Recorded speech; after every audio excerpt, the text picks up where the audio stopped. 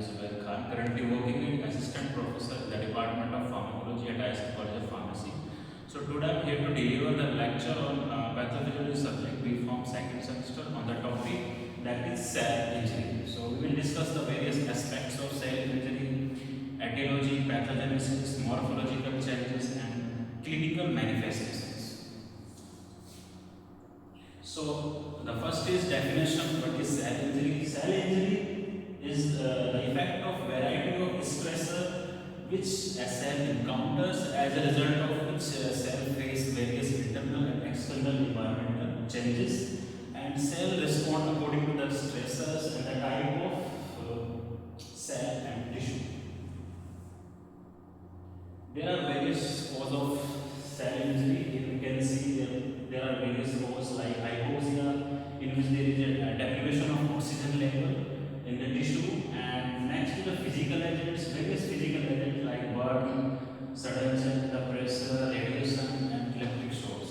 So next is the chemical agent. There are various chemical agents like poison, insecticides, glucose, tobacco, salt, and oxygen. So these are also involved in the pathogenesis of cell injury. Next, come to the infectious agents. As per the infectious agent, various viruses, bacteria, fungi, and parasites are involved. Next, immunological reaction, which involve anaphylaxis reactions, autoimmune disease, which are like rheumatoid arthritis, nutritional imbalance like deficiency of protein, vitamin deficiency, and obesity, atherosclerosis. So these are the nutritional imbalance which also play an important role in the cellular injury. If their level is decreased, their intent is decreased. Next, the genetic disarrangement like congenital malformation, abnormal protein, abnormal or enzyme storage disease. So these all are the causes which lead to the cellular injury. So in the previous slide, we have already discussed the various causative agents like hypoxia, toxins, infections, abnormal immune reactions, genetic abnormalities. So these are the cause of the disease, which we said in pathology, etiology. And next is the pathogenesis. There are four factors which involved in pathology. First is etiology, pathogenesis, abnormal cell and tissue changes, and clinical manifestation. Pathogenesis, in this we study about the mechanism of disease, how a disease develops, and in abnormality of the cell, like there are various morphological changes occur as a result of cellular injury. And next, what are the clinical signs and symptoms which appear as a result of the development of the disease. So these are the four facts which we study in pathology subject. So next part is the cellular response. How a cell respond as per the injury. So first is cellular adaptation, and next second is reversible and irreversible cell injury. These response we will discuss in further slide in detail. So here we can see how a normal cell maintain the homeostasis. Like you can see, if the stress is increased, so body try to adapt itself, and if the cell injury exceed the limit, so cell injury lead to the cell death, which involve the process apoptosis and necrosis, which we will discuss in further slides. Cell injury occurs when the cell become unable to adapt. Then it comes to the cell injury, and cell injury lead to the cell death. So how it will happen, we will discuss. So first we will discuss the adaptation, how our body cells try to adapt in case of cell injury, trauma, physical agents, as we discussed in previously. So adaptation, in this cell try to adapt itself through various altered states like atrophy, hypertrophy, hyperplasia, metaplasia, dysplasia. So these are the various adaptation changes occur in the body. So here we can see this diagram, the various changes occurs in adaptation like atrophy.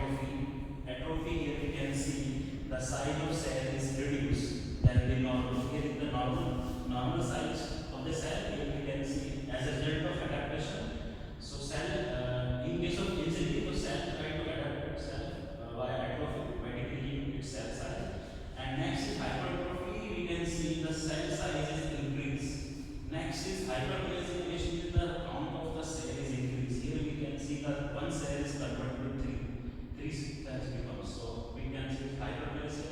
Next, the metaplasia, in which the type of cell, one type of cell is replaced with another type of cell. So it is called metaplasia. Next, the dysplasia, which means there is an abnormal growth of cell or tissue, which is a type of, you can see, pre-cancer cell, which further lead to the cancer cell. So this is the adaptation process, and cell injury in which involves two processes, reversible and irreversible.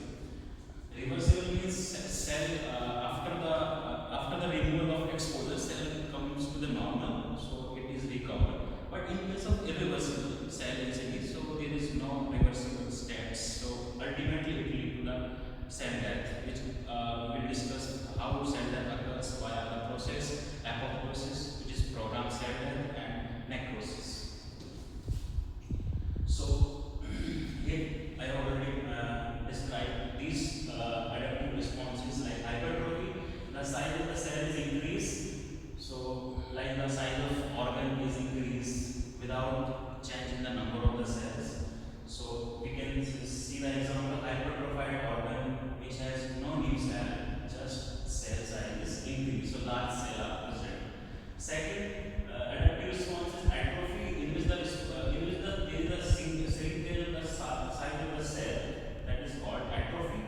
Hyperplasia means the development of the number of cell size increase, and dysplasia means as we have discussed in the previous slide, that there is a development of abnormal cell. Hyperplasia, there is increased number of the cells. Metaplasia, there is the one type of cell like epithelial cell, mesenchymal cells is replaced by another added cell types. So that is something called metaplasia. Next, come to the next adaptive response, that is the intracellular accumulation. As name indicates, there is accumulation of something, some proteins are accumulated inside the cell. So it is result of metabolic rearrangement of cells. So we can take the example like a normal cellular constituent like water, liquid, protein, and carbohydrate. These are the protein, carbohydrates. These are the biomolecules which are the building block elements of the cell.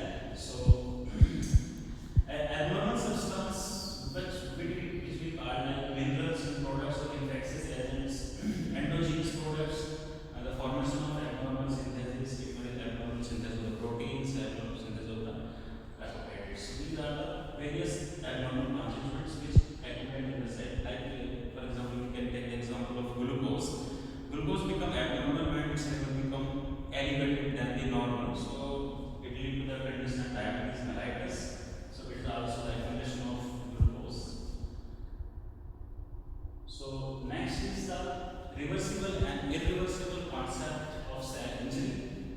Cell injury, already discussed that the cell's adaptive capability is exceeded or if adaptive response is not possible, cell injury develops. When it is further classified into two types: reversible cell injury and irreversible cell injury. Reversible, in this the stressor is mild, the stress response is mild to moderate, so injury can be recovered, injured cell can recover itself. But in case of irreversible cell injury, there is a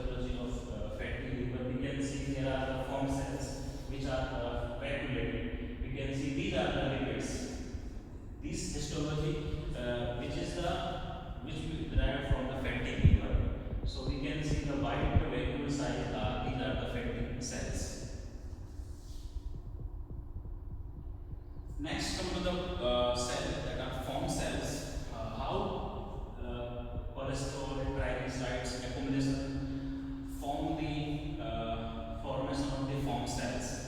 Actually, the macrophage cells which accumulate, which add the, which build up the abnormal plasma lipids, it becomes form cells. When macrophage engulf the plasma lipid cells, like low density lipoprotein LDL, oxidized LDL is engulfed by the macrophage, then it becomes form cells. A number of macrophages which engulf the lipids, they form the collection of macrophages, such macrophages form the form cells. So cytoplasm becomes regulated and are called form cells, like atherosclerosis of aorta, in which there is a buildup of the lipids. Next part is this is all about, we discussed here reversible cell injury. The next cell injury type, that is irreversible. As the name indicates, irreversible cell injury means there is no state of reversible, there is no state of the normalization of the cell. Here you can see the process involved are necrosis, apoptosis. We will also discuss the difference between apoptosis and necrosis. Apoptosis is a programmed cell death, while necrosis is a death of cell, group of cell in the living tissues in which there is inflammation also. So there are various type of necrosis also. There coagulative necrosis, liquefactive necrosis, when tissue become liquefied as a result of injury, and also fat necrosis also there, gangrenous necrosis. So there are various type of necrosis. So here in this diagram we can see how apoptosis and necrosis process are occurring in the cell. Here we can see the normal cell which have nucleus originally. So there are two processes parallelly going on. We can see here apoptosis and necrosis. In apoptosis we can see there is a shrinkage occurs. The cell become blabs formation occur in the apoptosis process, and there is the fragmentation of DNA into small pieces, and the organelle also located in the blabs. So the ultimately cell breakdown into various apoptotic bodies are formed. Here we can see in the diagram there are various apoptotic bodies are formed, but it's still functional. On the other hand, we can see the process of cell death, that is necrosis, in which the small blabs that form the structure of nucleus changes, the blabs become large, there is a fusion of cell which becomes large after fusion. So it further ruptures and it releases the various inflammatory cytokines. So there is inflammation. In apoptosis there is no inflammation, and while in necrosis inflammation occurs. So